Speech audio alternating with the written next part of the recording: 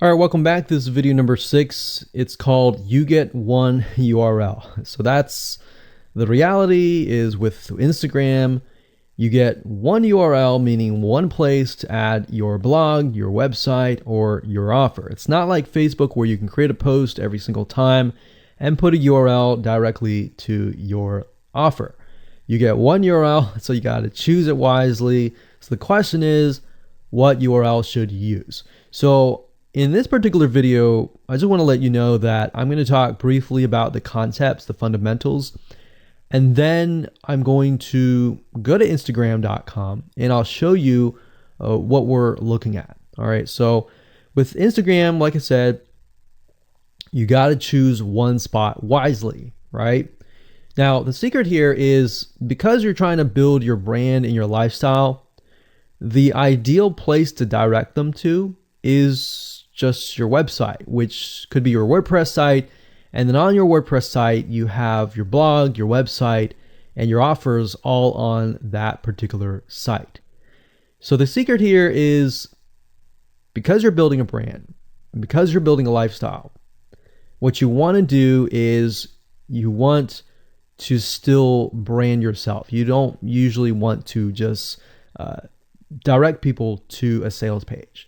People have taken the action to follow your profile, but they're still getting to know you, right? They're still trying to build that identity, build that relationship with you. So you still need to gain their trust. So here's a basic blueprint that you can follow, but from the Instagram profile, I recommend that you direct them to either a blog, your website, or an opt-in with free tips. So you're still trying to build their trust. They're still semi-cold traffic. If you send them to a blog with more content, more free information, then that's going to gain their trust. They're more likely to want more, right? Or if your brand, you can send them directly to your website and they can buy the products. But at the end of the day, you can use that. You can use an opt-in with free tips or a squeeze page to build your list first. Because what I found is that a lot of times it takes 7 to 12 times to actually touch the person, get to know them before they actually buy. So what I mean by touching or touch points means emails. So it could be 7 to 12 different emails after they sign up for a freebie. And you can email them using an autoresponder like getresponse.com or aweber.com. And just build that relationship through your email autoresponder system. And then once you've built that relationship on a more personal, deeper level, then you can begin to sell things. So we don't advise you to put a URL there where you're selling a product straight. You know, it's actually better if that link is going to your blog or a content piece with tips, maybe tips on scuba diving, the top 10 things you shouldn't do as a newbie scuba diver, or the top 10 gears that I use. So if you think about that, you're telling them the gears that you use, and maybe you link them to affiliate links like Amazon affiliate links. So you're indirectly making money by providing free content. So that's another method of indirect selling. Now, make sure that when you do this, make sure you follow FTC guidelines and make sure to be transparent with people that you are making money anytime they buy through your affiliate link. By doing this, your goal is to gain their trust and create a true fan that loves you so much they spend at least 10 to 15 minutes per day following you, seeing, what's happening in your life, looking at the good times, the bad times, basically the life of your brand. Now, you might be thinking, well, what if I'm not a person? What if it's just a brand? Well, same thing. You can show the lifestyle of the brand, what the brand is doing, what the brand is going to do, like upcoming sneak peek previews of what the brand is doing. Because Instagram, if you notice, is a lot about curiosity, a lot about sneak peek previews. So that's the end goal. So what I want to do now is just hop on over to Instagram.com And let's talk about what we just talked about. All right, so Instagram is a mobile app, so I can't show you a ton, but I can show you at least a few things. But if you go to Instagram.com/Instagram, you'll be able to find the search bar. If you go straight to Instagram.com, then you'll be met with a screen that says you'll need to download the app. But as you can see here, you get one URL, and the one URL is going to be located basically at the top inside your description. So if you notice, if I take a look at some of these images, let's say this one here, you'll see that it has a lot of text. You got hashtags, so you could use hashtags as a means to direct people to a certain place, but you can't really enter a URL in here.